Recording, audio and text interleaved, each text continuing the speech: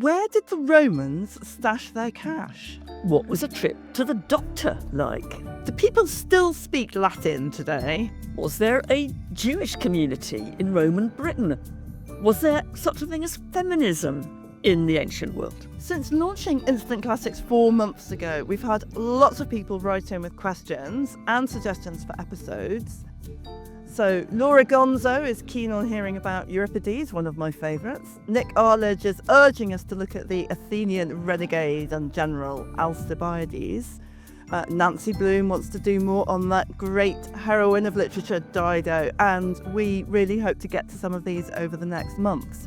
But for this New Year's Day special, we're going to answer a few shorter questions that we are really fascinated by. This is Instant Classics, the podcast that uncovers the ancient stories still shaping the world today. I'm Mary Beard. And I'm Charlotte Higgins. Each week we dive into the myths, the dramas and the characters of the classical world to discover what they still mean to us now. This episode, Instant Answers.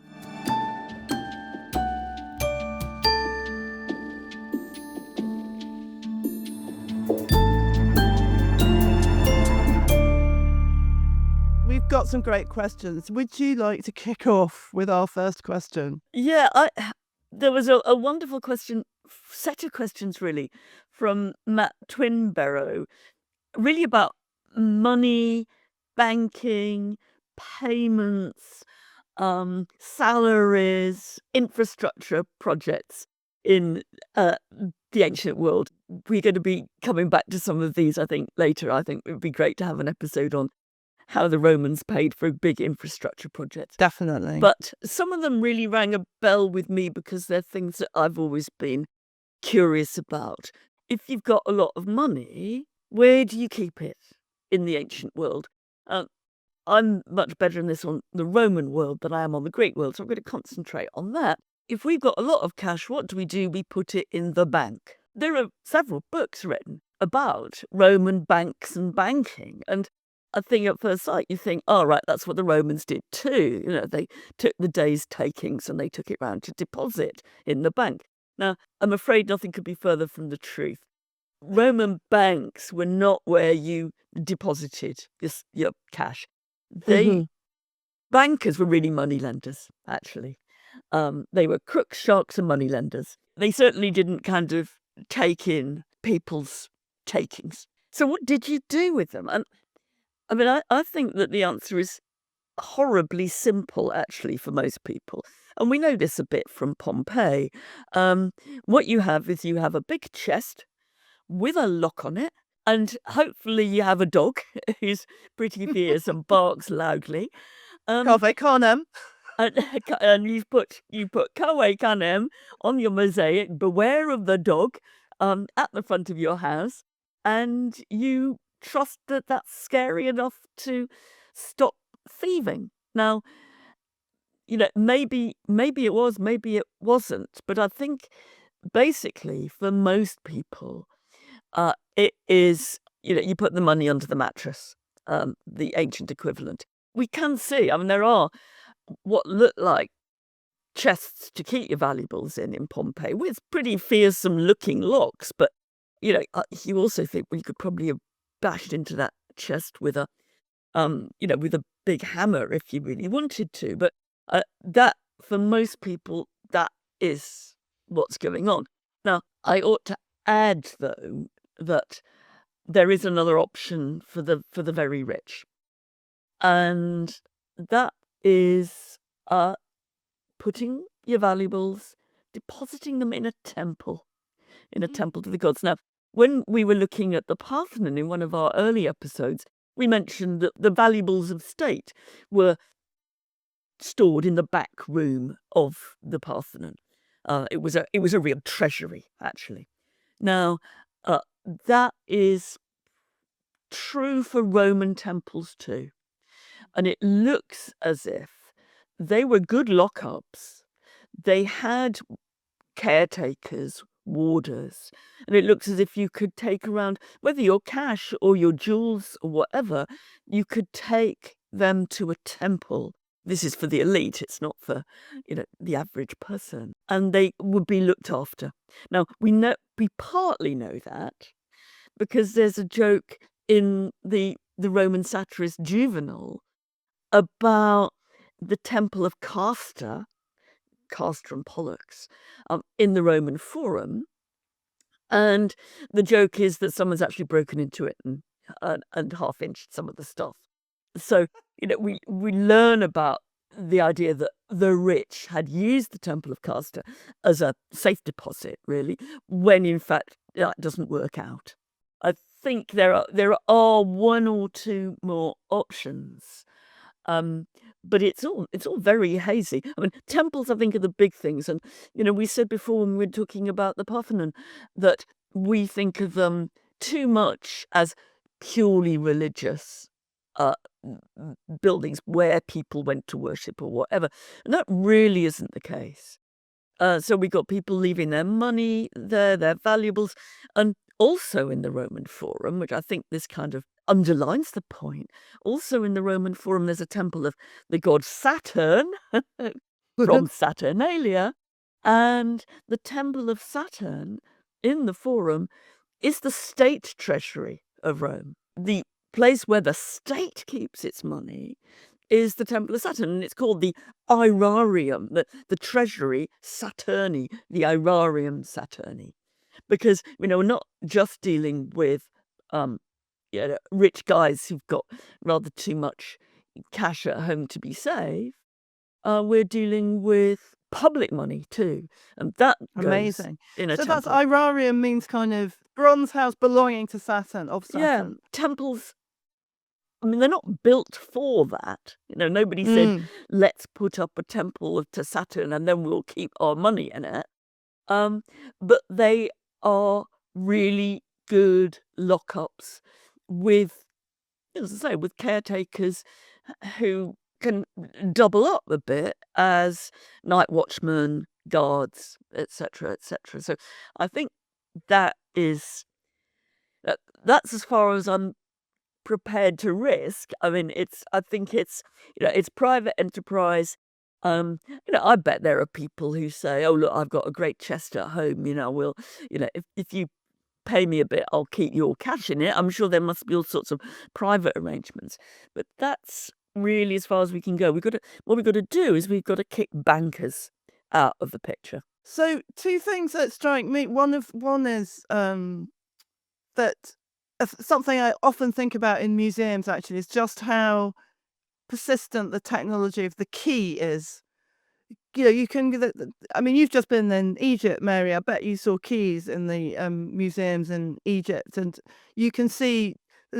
You can go to a museum of ancient Roman or ancient Greek artifacts and see keys, and they look pretty much like modern keys. It's a very, very obviously we do different things now around combinations, all sorts of things, but your straightforward kind of metal key doesn't look very different from an ancient one. But also we know that straightforward metal keys, the locks can easily be picked, right? Yeah. So, I think it puts off the casual chancer, but it doesn't put off the determined criminal thief. And you can tell actually that people are worried about that because of what archaeologists tend to call rather euphemistically hoards, right? I was going to ask about this. HOARDS. A lot of some of the most splendid collections of really precious objects, precious silver and precious gold, are found because somebody at some point worried about them, and possibly, just before they were going to run away themselves, hoping to come back in due course. Some of those hoards, many of those hoards, are actually because the person who was about to flee didn't want to take their valuables with them, so buried them in the ground, covered them up, and no doubt intended to remember where they buried them and then come back and get them, the second tree from the left at the edge of the forest kind of stuff. And we now have that precious stuff because the person either never came back or, I think this would be likely in my case, couldn't quite remember where they buried them. So we can see people, presumably in crisis, taking action to find somewhere they can hide it away. Yeah, and some of the most exciting and interesting and splendid kind of finds in Roman Britain, things like the set of silverware called the Mildenhall Treasure, which is in the British Museum, are these so-called hoards of buried, and lots of coin hoards of buried coins. I mean, I suppose, could one have buried one's stuff for normal safekeeping? Does it have to have been in a point of total crisis? Yeah, I suppose We don't know. that's possible, but I think it all fits this picture of largely it's self-help with what you do with your Uh, cash. There isn't, unless you're going to kind of make use of the institution of the temple, and that's top of the range elite solution, you're going to be hiding it, locking it away, crossing your fingers and hoping it doesn't get nicked. and we can find it now thanks to the metal detector or the plough. That's how things tend to get discovered now. Yeah, no, Yeah, that's the right. long lost cash. Yeah. But Charlotte, you've got one. Yes, well, this is a big question. Harriet Taylor works as a nurse, and she's written in, and she says that she'd love to hear more about medicine and healthcare in the ancient world, particularly around women's health and infancy, which is a big subject and a meaty one. But we thought today we'd sort of think, in a probably rather superficial way, but nonetheless, we'd sort of think a bit about women's health and midwifery in particular, because I think Harriet might be interested to know that there is a text, there is a book, isn't there, Mary, that that tells you what qualities the midwives should have ideally in the ancient world, which I think is kind of interesting. Yeah, it's by a man called MB, underline that, Needless to say.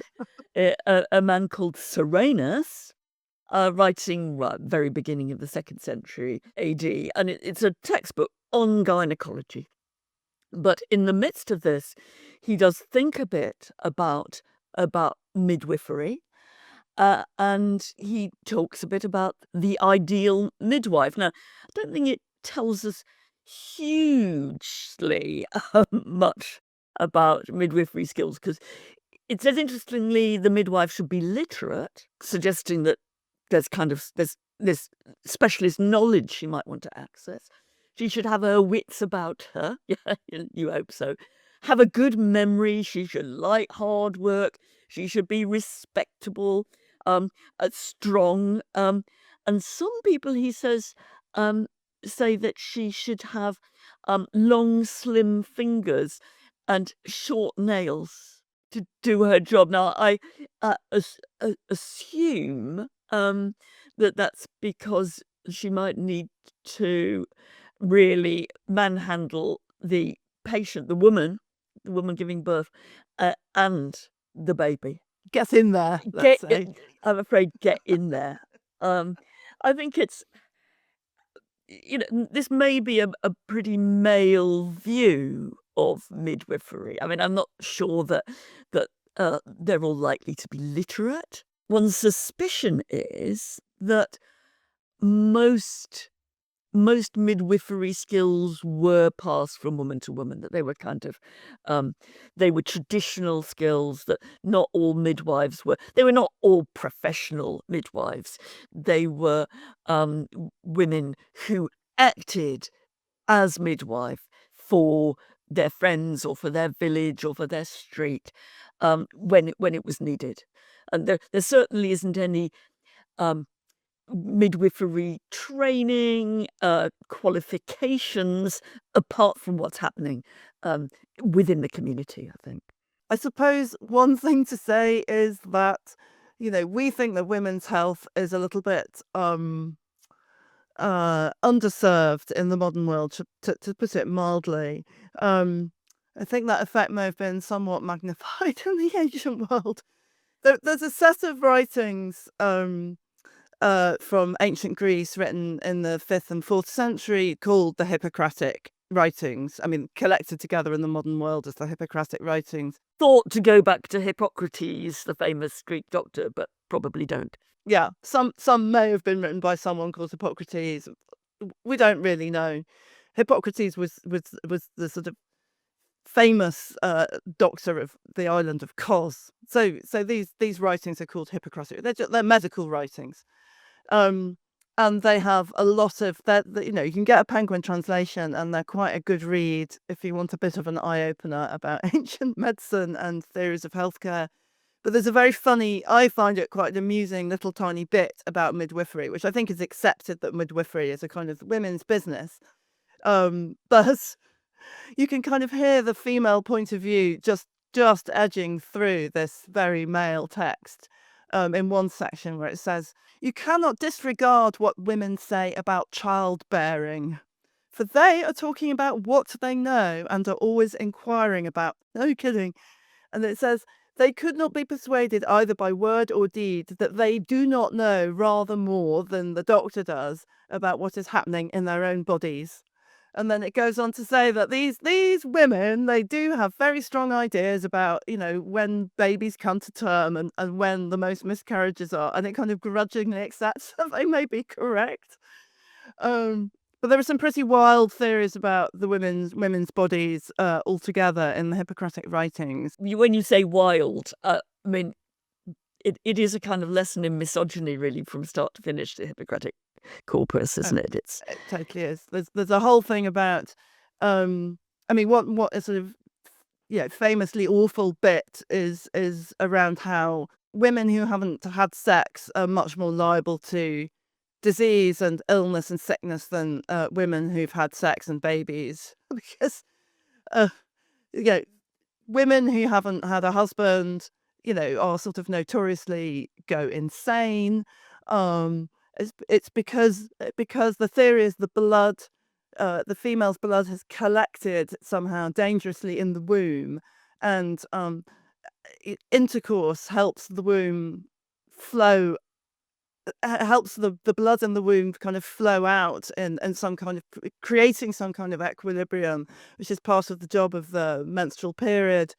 And it's extremely dangerous when women fill up with blood.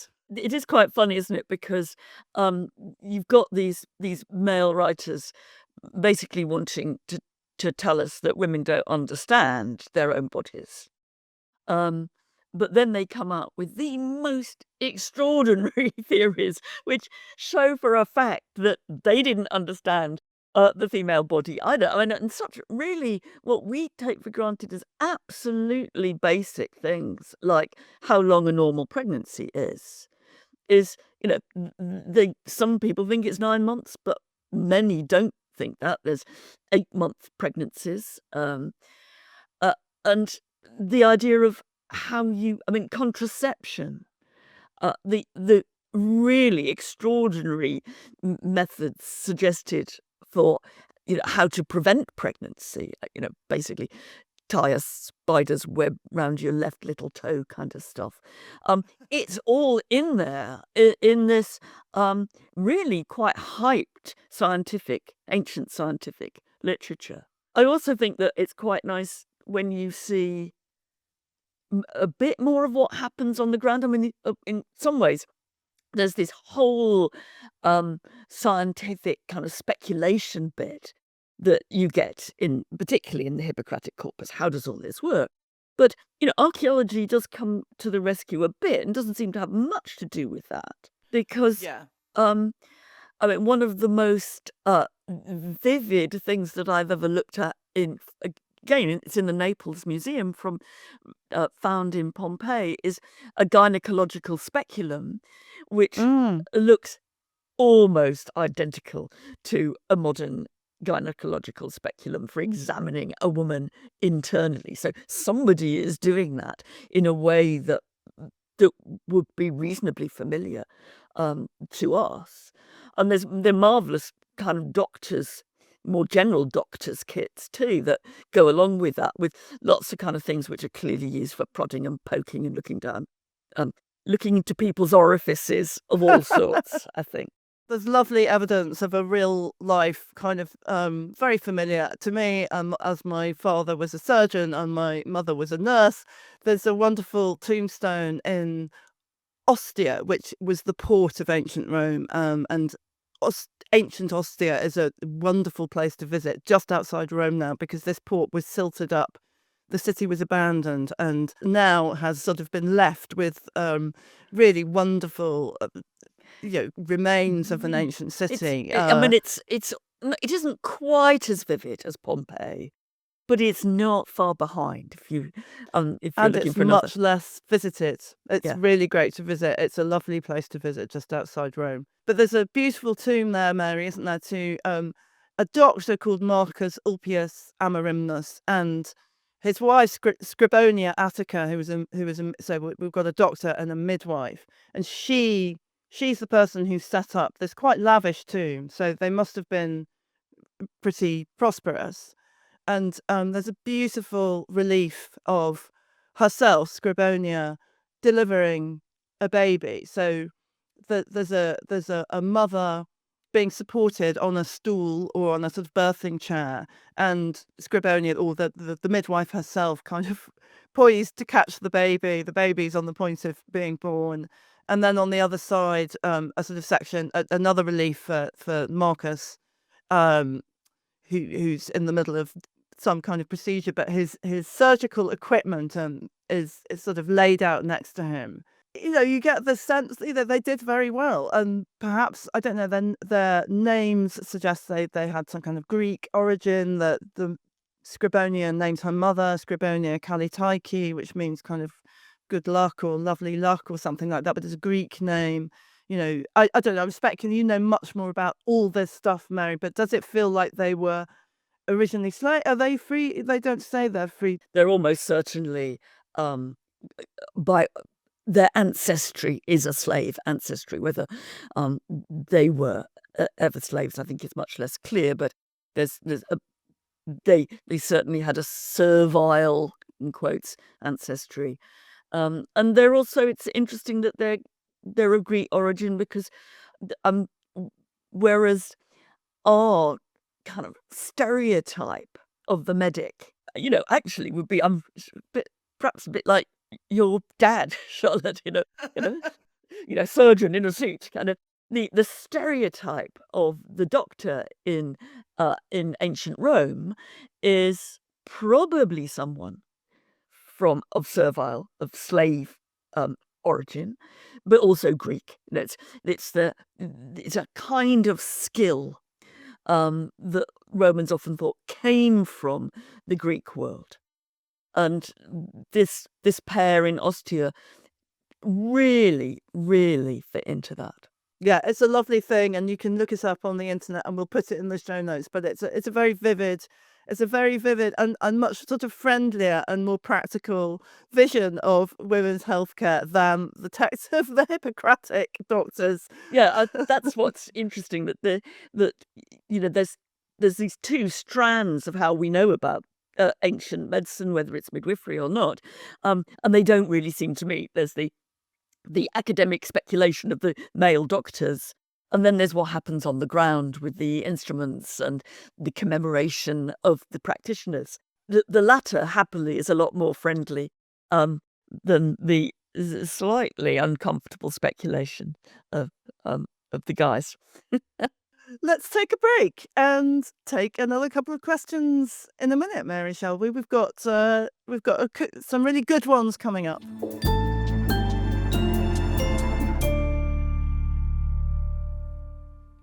Okay, well, we're back with some more questions, and I'm going to kick off part two with one from John Bevan, who wrote to say that he'd recently read in the Spanish newspaper El País about the Circulus Latinus Matridensis, a group of Latin lovers who regularly get together in Madrid to practice their spoken Latin.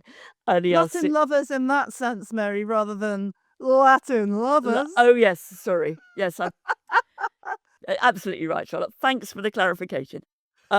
And he says, any chance you like dig a bit more into this phenomenon? Why do people do this? And he says, do either of you, there in Charlotte, speak Latin or ancient Greek? If not, do you wish you did? Again, this is a really juicy subject because I'm going to come clean at the very beginning of the answer to this, which is to say, I suppose I could I could string some words together in Latin and ancient Greek. But the idea of saying that I could hold a fluent conversation, no way. And I actually I don't feel embarrassed by that, partly because I think one of the things which always appealed to me, like when I was at high school, actually, what really appealed to me about Latin and Greek was that you didn't have to speak it. That you spent all that time in the French lessons or the German lessons saying, could you tell me the quickest way to the train station, please? So Latin and Greek were relief from that. Now, so I'm not one of those people who lusts after being able to hold a conversation. That said, for decades, really going back, well, really into the late 19th century, there have been people, who've, in the modern world, I'm not talking about going back so far when Latin was a kind of lingua franca in Europe, but once it had become a school subject, late 19th century, there always have been people who wanted to revive the capacity to speak it. And there have been people who actually think not just that that's a kind of cute thing to do, but that it's partly because of people like me, really, who say, oh, I just like reading Latin, that we don't know Latin well enough, that if we actually learnt and taught Latin as if it was a living language, our command of it would be so much better.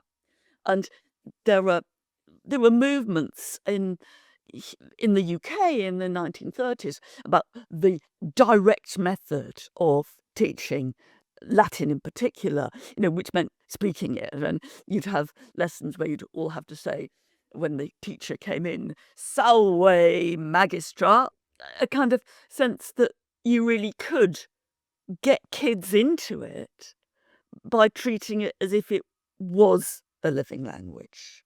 I go back to my old prejudices, honestly. I say, look, it isn't.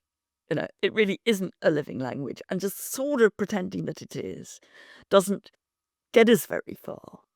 But there is something, we have to say, there is something a bit odd about the way that we traditionally now learn Latin. Well, as you were saying, Charlotte, you start off doing some very simple sentences, which you learn to read. Metella is in the garden, right? And then the bat of an eyelid, and you're reading the ancient equivalent of James Joyce, and there is kind of, it is a very weird literate culture. Like you, Mary, I learnt Latin and Greek as purely languages to read. And the idea, I don't think I could, maybe it wouldn't be that hard to learn to speak some phrases of Latin and Greek, but it's just so alien to the way I was taught and you were taught. We were taught in the same way.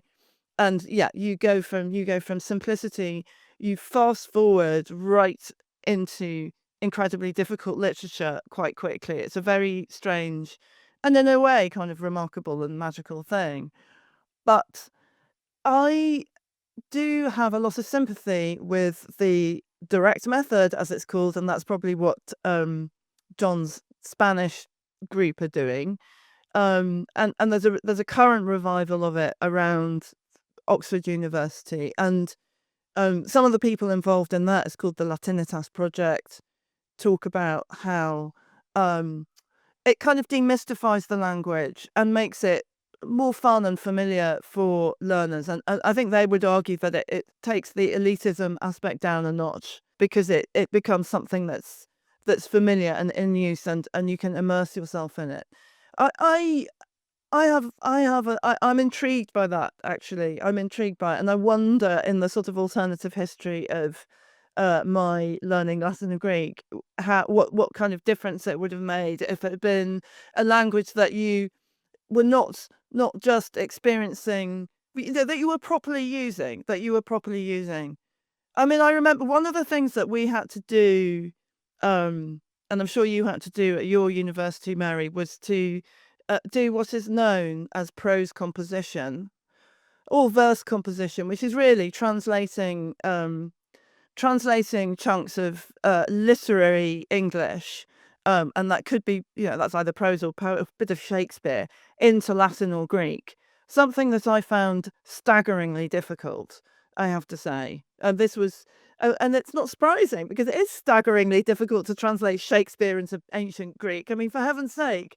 But I found that also sort of I found it terrifying, and that sort of terrifying aspect, I wonder if that would have been dialed down if you'd just been immersed in it in a more friendly way. Yeah, because all that composition of Latin, and there were essays. There was the whole tradition of writing essays in Latin. It was all written.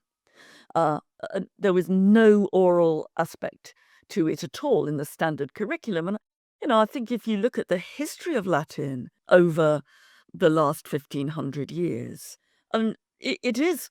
I mean, has been a drift towards removing any orality, and so you can go back to the Renaissance, and you can see that Latin is the lingua franca of Europe. People are speaking it. I mean, universities are teaching in it because it's a shared language. But as time goes on, as Latin ceases to have that role, it becomes more and more a literary fetish. But in the end, I kind of think that's I do think it's a bit perverse. Nobody does speak Latin. We don't need to speak Latin. And what's great about ancient literature is it's literature, reluctantly, because I'd like to be all behind this. I think, give me the words on the page, please. And I'm not going to be learning to speak Latin or Greek anytime soon. I've got modern languages that I need to learn, and I'm working on my Ukrainian, which is a long haul, I can tell you that. So that's where I am with my spoken languages right now. Okay, let's have another question. I've got one from Darren Ezekiel, who we met in person, or I met in person, because he came to our event, our live event that we did in the Roman Amphitheatre in London. And he writes to us, I was taught at my Jewish school that British Jewish history started with the Norman conquest in 1066. However, given the diversity of Roman Britain and London, is there any evidence of a Jewish community or individual Jews in Roman Britain? So I think this is a really, really interesting question, Mary, and I went down a little bit of a rabbit hole. And I think my starting point for this is, it is, to me, unthinkable that there were no Jewish people in Roman Britain. Roman Britain was on the northwestern edge of a large and very, very connected empire for 400 years, of which Judea was also a part, and also many Jewish communities in different parts of the Eastern Mediterranean. Britain, we know from all kinds of evidence of tombstones in particular, had many people from the east, from places like Syria, who lived and died here. It had an army that was full of different people from very different places. There were people from the river Tigris, who were up in the river Tyne. There were detachments of Syrian archers. I mean, so there's a connectivity in all kinds of ways. So the idea that there weren't any Jews in Britain until 1066 to me is unthinkable. However, there is very little evidence of, there's very little concrete evidence that you can point to and say, here was the Jewish temple, here are the Jewish people. So, on the other hand, as we know, absence of evidence is not evidence of absence. And I think, one has to be kind of, it throws this question to me is fascinating because it throws up all kinds of questions about the nature of evidence and what absence and what erasure and, what generations of archaeologists looking at Roman Britain might have been looking for. And they weren't looking for evidence of Jewish people by and large, to be honest. Particularly in the early 20th century, there was a big focus on people actively looking for evidence of Christianity, because there was a fascinating thing that Christianity, there was Christianity in Roman Britain, way before the traditional date for the conversion of the British in the Anglo-Saxon period. So there is this sort of prehistory of Christianity, which is very interesting, and people were attracted towards that. There's not much in the academic literature on this question, but there are a couple of articles, and there's one quite recent one which I did find really fascinating, and it's focused on one very specific tombstone, which is in the Hunterian Museum, which is part of the University of Glasgow. It's a great museum. That museum holds a lot of material from the Antonine Wall. It was some kind of border post or defensive wall that was built in about 140 CE, running between the very narrowest part of the British mainland, between the Firth of Forth and the Firth of Clyde. So north of Hadrian's Wall. Hadrian's Wall Exactly. is much more famous. The Antonine Wall, which was really a bank, I think. I mean, it was a bit of a wall, but it Ditch in a bank. yeah, a bit less impressive than Hadrian's Wall, but the Antonine Wall later and further north. And there's all sorts of really interesting finds from around the really extraordinary inscriptions and beautiful mileposts and tombstones. Anyway, there is a tombstone that was found in Kirkintilloch, which is just outside Glasgow, and it is erected by somebody called Salmanes, or Salamanes, to his son, Salmanes, also age 15. And that name, Salmanes, is a Semitic name. It doesn't mean, as you know, Darren will know, it doesn't mean necessarily that the person was Jewish, but it's a Semitic name, meaning that the person came from the sort of broad neck of the woods of Syria, probably ish. And it has some interesting decoration on it. This tombstone, it has fronds of palms on it. Now, one researcher has looked at those fronds of palms and thought, well, they could actually be menorahs. It's possible.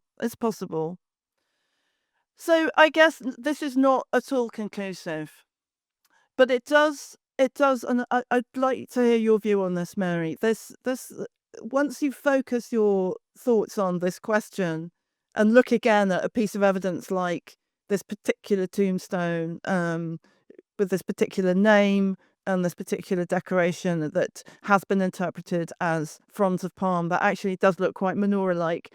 I think it raises lots of questions about how we interpret evidence. Yeah, and I mean, it's an illustration really of the kind of the old archaeological truth, which is that in most cases, you only find what you look for. Now, occasionally that can be upset, like extraordinary discoveries, but by and large, the archaeologist or the classicist or the historian poses the questions that they're in their head in a way not looking, or often not being open to saying, well, maybe there's a completely different view of this. It's the questions that you want to ask of the ancient evidence that determine the answer as much as the evidence itself. It's what am I wanting to find? What am I wanting to uncover? And this is an absolutely classic case of that. Just occasionally there are nice surprises. I remember one of the things that is most struck me from Pompeii, where you couldn't, in this case also about a Jewish community, you couldn't deny it, there's a whole lot of material from Pompeii that relates to the production of garum, which is that kind of rotten fish sauce that the Romans put on everything. And one of the guys in Pompeii, clearly got a very big house, garum producer, got big on producing rotten fish sauce. There was one, I think it was a kind of amphora of it, and it said on the outside, I can't remember the Latin now, but it's in English it said kosher garum. This was presumably garum made with guaranteed no shellfish. And there was just one case where you thought, oh right, there is in Pompeii a Jewish community who is a big enough concern that people will be making this rotten fish sauce specially for the Jewish market. Fascinating. And we don't have that kind of clincher type thing in Roman Britain. And to be honest, I would be surprised if we ever did find evidence of a community in the sense that we might think about the Jewish community and with its institutions. But the idea that there weren't Jewish families or Jewish individuals there must have been. We now have to come to our last question, and it's a question. We've had loads and loads of comments and questions which related to our episode about Athena, the goddess Athena. Danny Small asks, if Athena is a kind of feminist anti-mascot, as we were arguing in our Athena episode, which of the Greek or Roman deities would fit best as a feminist icon? What's the true answer to that? It's a tricky question, isn't it, Mary? Because I think it's a bit of a stretch in any direction, a bit of a stretch. But since Danny asked the question, my rather perverse answer to this was, I think, Dionysus. Why not Dionysus? And I have a particular reason for saying Dionysus, Mary, is that he had, at least in myth, and in reality to an extent, he had a band of female followers. And this is very clear in Euripides' amazing play, The Bacchae, written in the 5th century BCE. The god Dionysus appears as a character, and the chorus of dancers and singers in the play is made up of his female followers. And these female followers have left their homes and are encouraging other women in Greece to leave their homes, leave behind their domestic responsibilities, leave behind their husbands, their weaving and their children, and to go up to the top of Mount Kithyron, the mountain outside Thebes, and to just leave it all behind and to disport themselves singing, dancing, drinking, and performing some potentially rather unpleasant ritual acts involving ripping animals apart and generally whooping it up. Whooping it up, having a bit of, it's like Glastonbury, but with added animal sacrifice and torture. I mean, I think you're in danger here of becoming too persuasive, because I have to remind listeners, that this didn't actually end well. And in Euripides' famous play, The Bacchae, which really focuses on Dionysus and his female followers, one of the female followers ends up cutting the head off from her own son. Right? Well, I don't know, feminist icon, Okay, it only works up to a point. It only works up to a point. Only up to a point, and you could say, well, look at all those 1960s, 70s bits of feminism. Valerie Solanas, the Society for Cutting Up Men. Maybe it is in that kind of sense a feminist icon. But I think it's a sort of thing about the unloosening of domestic time. I mean, look, I'm obviously kidding, and I don't think it's a kind of feminist ideal to go to the mountainside and rip any animals up, and but there is something about this for me, Mary. I want to push my point home a bit more. it's about the sort of the possibility of unloosening all those ties that connect you to domestic servitude. And to that extent, Dionysus is about he is about that. He's about the freeing from responsibility. And there is something feminist about I that. think that's true, up to a point.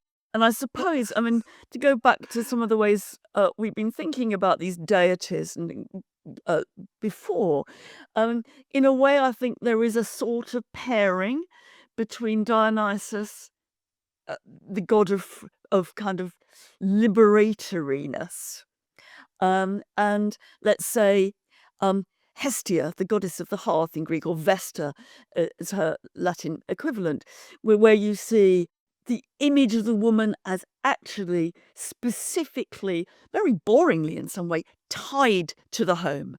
And I think it's not as if either of those things kind of represent individual ways of, of being female, but as a pair, Dionysus versus Hestia, you can see them clashing in their version of what it is to be a woman. Hestia is one of the world's most boring deities of all time, I assure you. But if you put her together with Dionysus, you kind of see the different extremes of female behaviour. I mean, I think in the end, the answer probably to the question, Danny, is that we're struggling to find a feminist icon among the Olympian panoply of gods. We did think about. I mean, Artemis crossed my mind. Right, she's another one of those virgin goddesses who doesn't hang around having any truck with men. She's very independent. She's the sort of hunter goddess. She helps women in childbirth, coming back to our question around women's health. So she's there for women in that sense.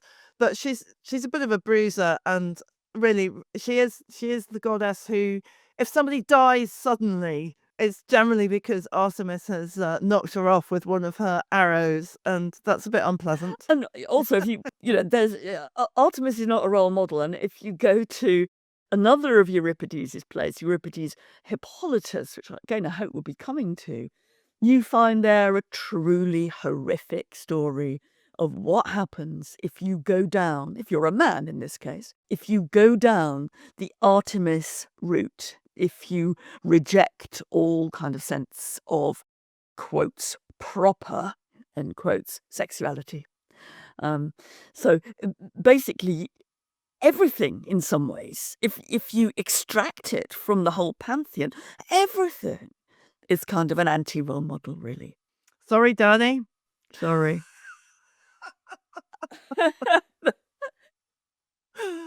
We've tried. We've tried. We just want to finish by saying that we will be doing more of these Q&A sessions, instant answers. So please send in questions, and every now and then we'll devote a session to answering some of them, and it's also send in some episode ideas, because they're really great, and there've been some wonderful ones. And in fact, one of our next episodes is going to be from the idea of a listener, because we're going to be looking at spies and spying. So see you again. Bye-bye. As ever, we want to know your thoughts and comments, ideas, questions. And so if you have them, please do send them to us at instantclassicspod@gmail.com or on our social media at instantclassicspod. Bye. Bye.